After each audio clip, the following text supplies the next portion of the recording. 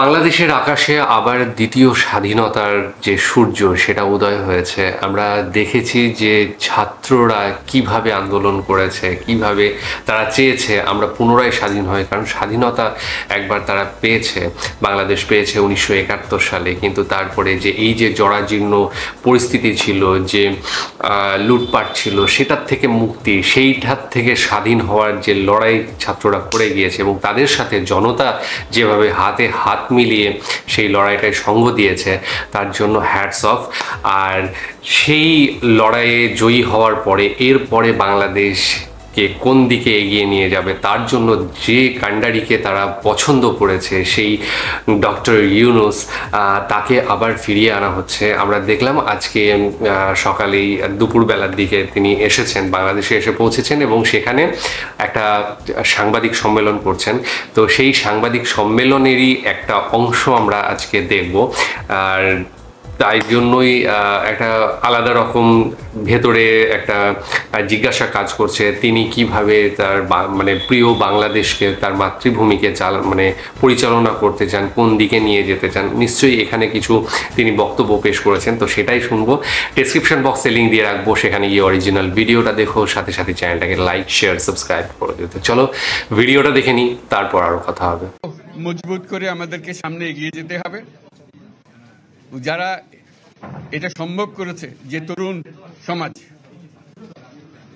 তাদের প্রতি আমি আবার সমস্ত প্রশংসা এবং কৃতজ্ঞতা জানাচ্ছি তাদেরকে। তারা আমার পাশে আছে।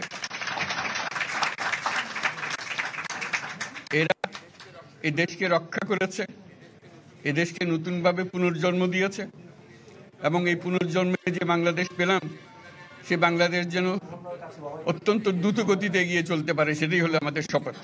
সেটা আমরা রক্ষা করতে চাই, এগিয়ে যেতে চাই। আজকে আবু সাঈদের কথা মনে পড়ছে আমাদের, যে আবু সাঈদের ছবি বাংলাদেশের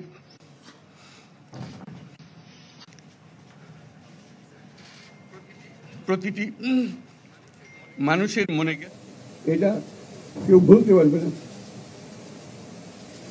কি অবিশ্বাস্য একটা সাহসী যুবক,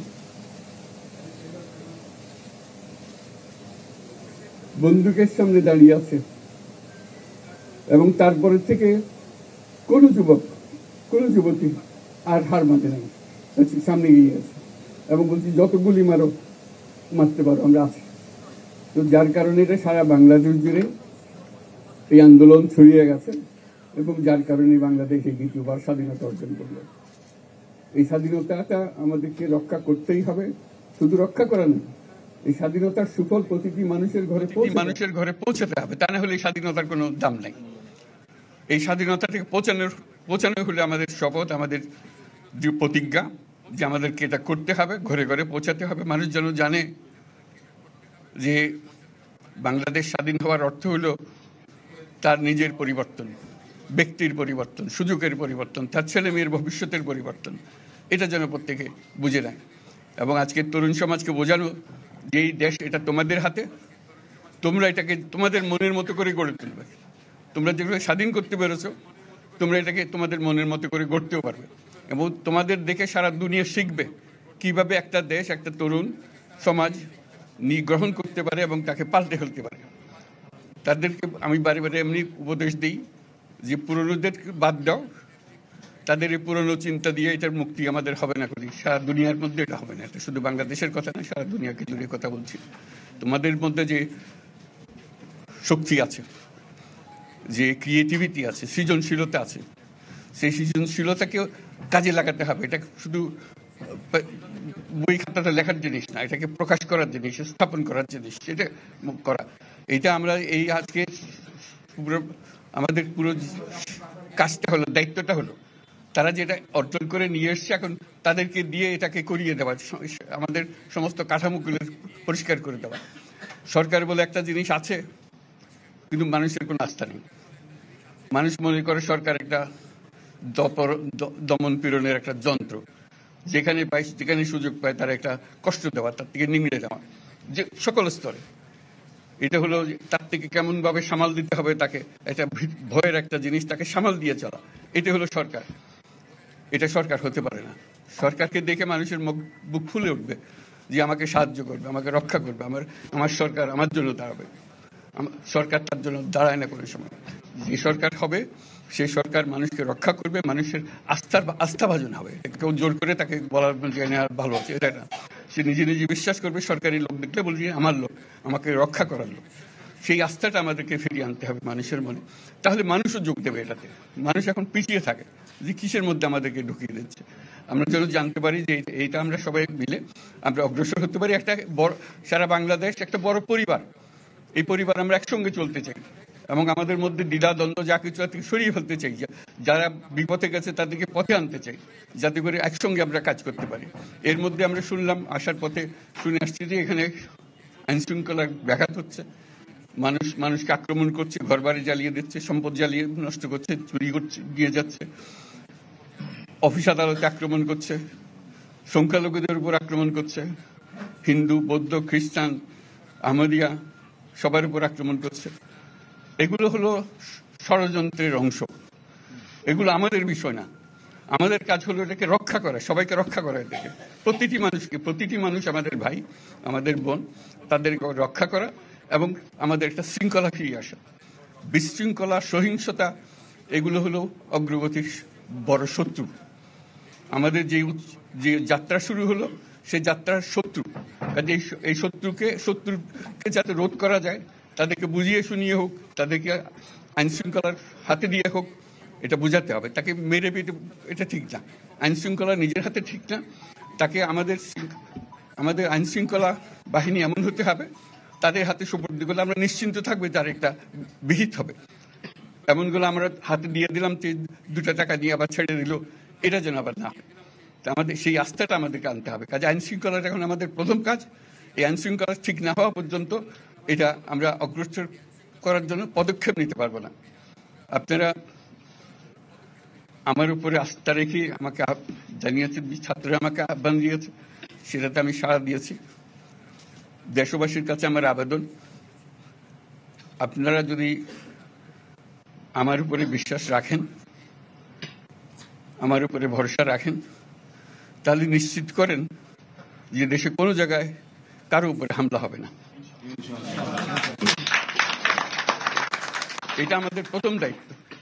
এটা যদি আমি করতে না পারি, এটা আমার কথা যদি না শোনেন আপনারা, তাহলে আমার প্রয়োজন এখানে নাই, আমাকে বিদায় দেন। আমি আমার কাজে থাকি, সেখানে আমি ব্যস্ত থাকি। যদি আমাকে প্রয়োজন মনে করেন, তাহলে আমাকে প্রয়োজন মনে করলে আপনাদেরকে দেখাতে হবে যে আমার কথা আপনারা শোনেন। আমার কথা না শুনলে আমার কোনো প্রয়োজন নাই। আমার প্রথম কথা হলো, আপনারা বিশৃঙ্খলা থেকে দেশকে রক্ষা করেন, আপনারা সহিংসতা থেকে দেশকে রক্ষা করেন, যাতে আমরা যা আমাদের ছাত্ররা আমাদেরকে পথ দেখায়, সেই পথে আমরা এগিয়ে যেতে পারি। এটা একটা খুব সুন্দর দেশ হতে পারে, বাংলাদেশ একটা খুব সুন্দর দেশের সম্ভাবনাময় দেশ। কাজে এই সম্ভাবনাগুলোকে আমরা নষ্ট করে দিয়েছি। এখন আবার সেই বীজতলা আবার তৈরি করতে হবে, আবার আমাদেরকে জেগে উঠতে হবে। তারাই এই বীজতলা তৈরি করবে, তাদের হাত দিয়েই হবে এবং তাদের দিকে আমরা তাকাবো এবং আমরা তাদের নির্দেশ মতে আমরা অগ্রসর হব। এখানে সরকারি কর্মকর্তা কর্মচারী যারা আছেন, সেনাবাহিনী, বিমান বাহিনী, নৌবাহিনী প্রধানরা যারা আছেন, তাদের প্রতি অনুরোধ, আমরা একটা পরিবার, এইটার মধ্যে যেন আমাদের গোলযোগ না হয়, আমরা একযোগে একসাথে চলতে পারি এবং আমরা তড়িৎ গতিতে একটা সুন্দর বাংলাদেশ গড়ার পথে এগিয়ে যেতে পারি। সেটাই আমার কামনা। আপনাদের সবার কাছে আবেদন, আমাদেরকে সেই সুযোগ দেন, আমরা সেই পথে আমরা যেন অগ্রসর হয়ে নিজের প্রশান্তি পাই। পৃথিবীর সবাই আগ্রহ করে তাকিয়ে আছে আমাদের দিকে। এখানে যখন ছাত্ররা রাস্তায় নেমেছে, পৃথিবীর সব জায়গা থেকে অভিনন্দন এসছে, যে তারা অবাক হয়ে গেছে। আমাদের তো গা শিউরে উঠেছে, প্রতিদিন যা হয়েছে অবিশ্বাস্য কাণ্ড। তাদেরও এটা স্পর্শ করেছে, তাদের তরুণরাও জেগে উঠছে আমাদের ছেলে মেয়েদের এই অভিজ্ঞতা থেকে, তাদের এই সংবাদ থেকে তারাও চোখ জেগে উঠেছে আমরা কি করতে পারি। কাজে আমাদের কাজ হবে এগুলো সম্পূর্ণ করা। আমরা আজকের থেকে শুরু করলাম, যেটা আশা করি আমরা দ্রুত গতিতে এগিয়ে যেতে পারবো। সবাইকে ধন্যবাদ।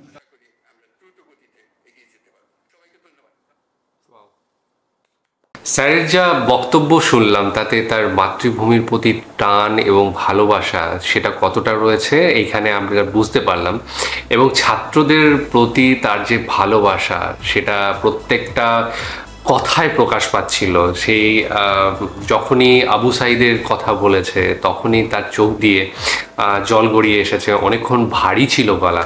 তো তার যে আবেগ সেটা যে কাজ করেছে এবং করছে এখনো পর্যন্ত, সেটাই একটা বিরাট পাওনা আমার মনে হয় দেশবাসীর কাছে। তিনি তার মতো একজন মানুষ, একজন নোবেল বিজয়িতা এবং একজন অর্থনীতিবিদ, সেই মানুষটা, এত গুণী মানুষ, এত এডুকেটেড মানুষ যখন দেশটাকে হাল ধরেন, দেশটার হাল ধরেন, তখন এইটুকু বিশ্বাস রাখা যায় যে দেশ ভুল পথে যাবে না অন্তত।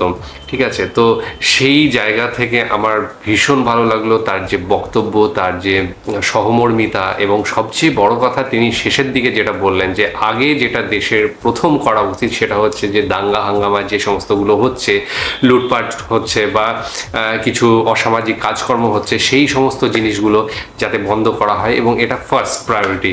এইটা বন্ধ করার পরেই কিন্তু সমস্ত দেশটাকে আস্তে আস্তে গুছিয়ে যেটুকু ক্ষয়ক্ষতি হয়েছে সেই ক্ষয়ক্ষতিটাকে পূরণ করে আবার এগিয়ে নিয়ে যাওয়া, সেই চ্যালেঞ্জটা কিন্তু তিনি সবাইকে দিয়েছেন। তিনি আর আর আরেকটা ভীষণ মানে প্রত্যেকটা মানুষ যারা শুনছেন, আমার মনে হয় প্রত্যেকের এটা, যারা ভালোবাসেন ওনাকে তাদের প্রত্যেকে আমার মনে হয় কানে গিয়েছে এবং মনেও ঢুকেছে যে উনি বলেছেন যে আমাকে ডেকে আনা হয়েছে, যে আমি তাদের ছাত্রদের প্রতি ভালোবাসার টানে আমি এসেছি, কিন্তু এরপরে যদি আমার কথা না শোনেন তাহলে আমার সেই গুরুত্ব থাকে না। সুতরাং আমি যেটা বলবো সেটা শুনুন আপনারা, এবং সেইভাবে যদি শোনেন তাহলে আমার সেই আশাটা আর কি সঠিক হবে, তো গুরুত্ব পাবে। তো সেই জায়গা থেকে আমি বলবো যে মানুষও এটা বোঝে যে কাকে গুরুত্ব দিতে হয় আর কাকে ফেলে দিতে হয়। তো সেই জায়গা থেকে যখন ওনাকে এত সাদর আমন্ত্রণে নিয়ে আসা হয়েছে এবং তার যে চিন্তা ভাবনা মানে পরিশীলিত এবং একজন বিজ্ঞ মানুষের, তো সেই জায়গা থেকে আমার মনে হয় প্রত্যেকটা মানুষ তিনি যা চান তার পেছনেই যাবে, কারণ হচ্ছে তিনি একজন বিশ্ববরেণ্য একজন অর্থনীতিবিদ, সাথে সাথে শান্তির নোবেল পেয়েছেন, যে কেউ এটা মানে সবার পক্ষে এটা হয় না সম্ভব। তো সেই তিনি যে পথ দেখাবেন সেটা যে খুব একটা খারাপ হবে না এবং ভালোর দিকেই হবে, সেটা অবশ্যই প্রত্যেকের বোঝা উচিত, এবং দলমত নির্বিশেষে সবাইকে তাকে হেল্প করা উচিত। তিনি যে জায়গাটা যেতে চেয়েছেন সেই জায়গা দিয়ে যদি দেশ এগোয় তাহলে আমার মনে হয় যে বাংলাদেশ আরও ভালো কিছু করবে আগামী দিনে।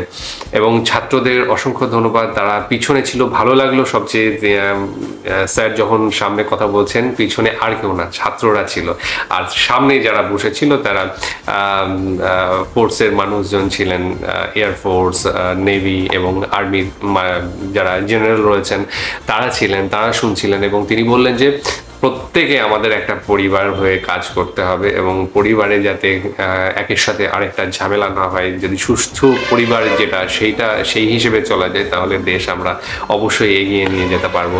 তো খুব ভালো লাগলো তার যে বক্তব্য শুনলাম, এবং অসংখ্য আবারও শুভেচ্ছা বাংলাদেশ এবং বাংলাদেশের জনগণকে, যে আগামী দিনে তারা সঠিক পথে এগোবে এবং সঠিক জায়গায় যে ভবিষ্যৎ রয়েছে, সেই যে নতুন সূর্য যে উদয় হয়েছে সেই সূর্যটা আবার অনেক আলো ছড়াবে বাংলাদেশে। তো সেটা কামনা করে আজকে ভিডিও শেষ করছি। আগামী দিন আবার আসছি অন্য কোনো ভিডিও নিয়ে, ততক্ষণের জন্য স্টে টিউনড।